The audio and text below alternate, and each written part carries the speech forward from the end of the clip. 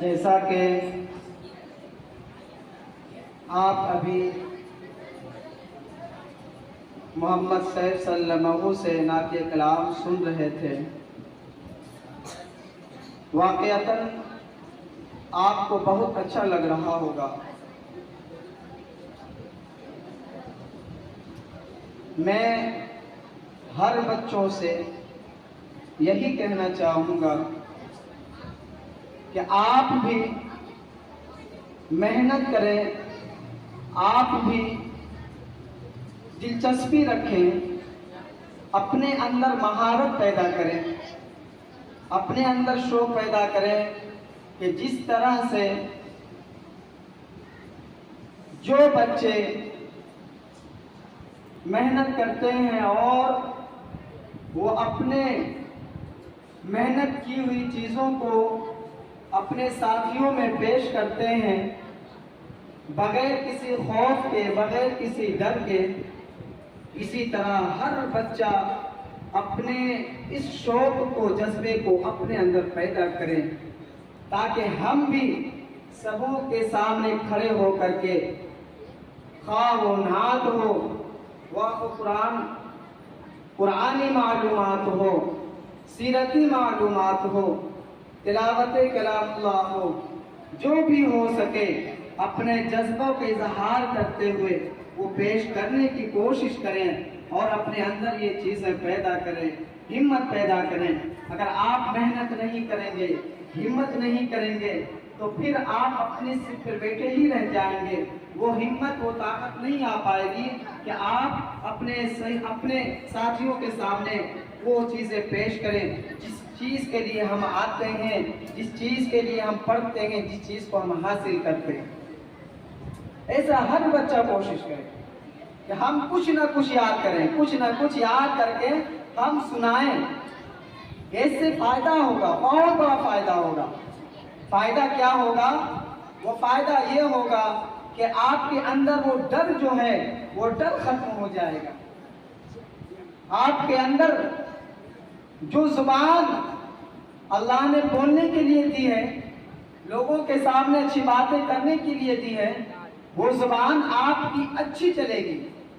जो जुबान आपकी गलत कामों में चला करती है, लहव लाइफ जैसी बातें निकली करती है, तो वो बातें नहीं निकलेगी। वजह क्या है? वजह यही है कि आप अपनी जुबान का सही इस्तेमाल करने में लगे हुए हैं।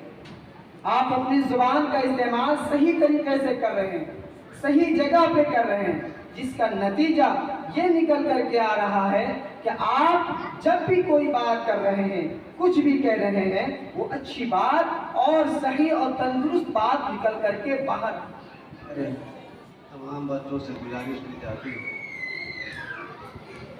हमारे हज़रत मौलाना साहब ने आप लोगों के सामने तुम लोगों को नसीहत के तौर पर जो बात बताए हैं, उसके ऊपर सारे बच्चों को अमल करना है। जितनी बातें कही गई है उनके ऊपर समझ करके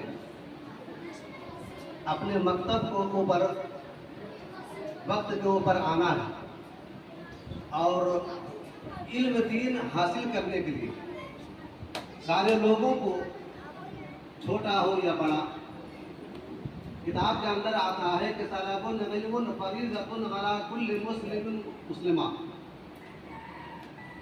हर इंसान को, चाहे बच्चा हो या बूढ़ा हो, बच्ची हो या कोई और हो, सारे लोगों के ऊपर जो है बताता है कि इल्म हासिल करना फर्ज है। इतना इल्म हासिल करें कि हलाल और हराम के पहचान हमारे अंदर आ जाए, हलाल और हराम की पहचान हमारे अंदर आ जाए। इतना इल्म सारे लोगों को, बच्चे हो या बच्चियां हो, सारे लोगों को इतना इल्म हासिल करना जरूरी है। तो मैं आप लोगों से गुजारिश करता हूँ कि सारे हजरात जिस तरह मिलजुल करके इस मकतब के अंदर आए हैं और जिस तरह जमा हुए हैं, अपने हौसला को बढ़ाएं, अपने हौसला को बढ़ाते हुए इल्म को जहाँ तक हो सके उसको हासिल करने की कोशिश करें। ठीक है। माशाअल्लाह हमारे मौजूद साहब भी बहुत ही कीमती बात आप लोगों के सामने पेश किए हैं, जिनका खुलासा यही है कि बच्चे मेहनत करेंगे, पाबंदी से आएंगे, उन्हीं के अंदर इल्म आएगी। जो मेहनत नहीं करेंगे उनके अंदर इल्म नहीं आ सकती। मेहनत वो इल्म आती है तलब वालों के पास, इल्म आती है तलब करने वालों के पास, तलब वालों के पास। बेतलब वालों के पास कभी इल्म नहीं आती है। जो तलब करता है इल्म उन्हीं को मिलती है, उन्हीं के पास जाती है। बेतलब वालों के पास इल्म नहीं जाती है, क्योंकि इल्म भी समझदार है कि बेतलब वालों के पास जाएंगे तो वो हमारी कदर नहीं करेगी। वो सीख करके अपने सीनों से, अपने दिलों से निकाल करके फेंक देगा, और इतना दूर फेंकेगा कि मुझे कभी नज़र वो शख्स आएगा ही नहीं। इसीलिए उनके पास कभी इल्म जाती ही नहीं, तलब वालों के पास जाती है। इसके बाद अब मैं हमारे इस मकतब के उस्ताद हाफिज़ वलीउल्लाह साहब को मैं दावत शुक्र देता हूँ कि वो भी अपने चंद कलिमात के ज़रिए इन बच्चों की हौसला अफजाई करें, ताकि वो इसको अपने अंदर पैदा करने की कोशिश करें। कि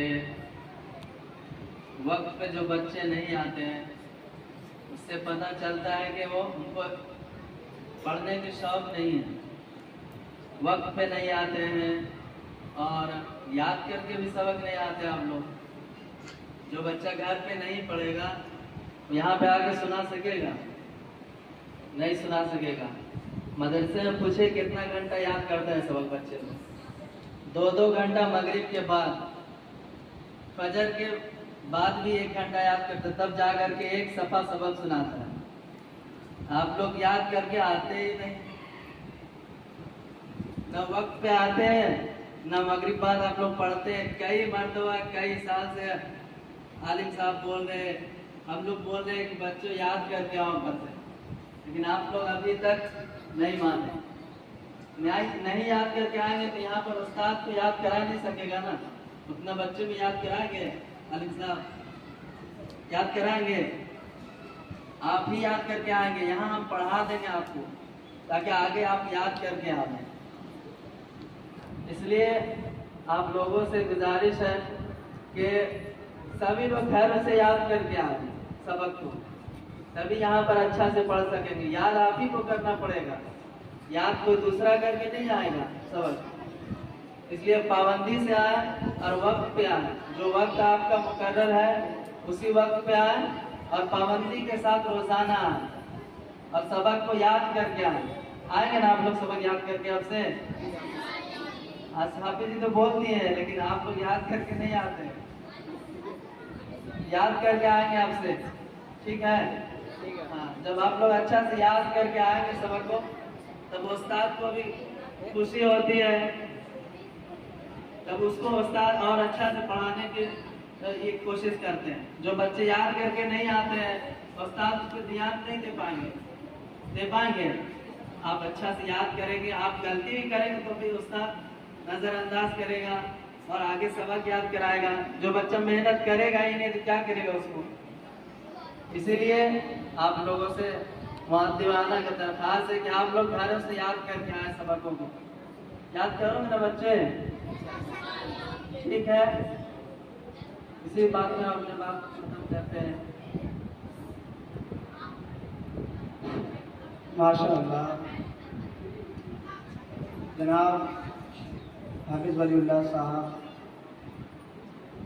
बहुत ही कीमती बात आप लोगों को नसीहत कर रहे थे कि बच्चे सबक याद करके आएंगे तो वो फिर वो सबक सुना सकेंगे और फिर उनका सबक आगे बढ़ सकेगा। अगर बच्चे घर से सबक याद करके नहीं आएंगे तो उनका वो सबक कैसे सुनाएगा? फिर उनका सबक कैसे बढ़ेगा? सबक बढ़ेगा जब वो सबक सुनाएगा।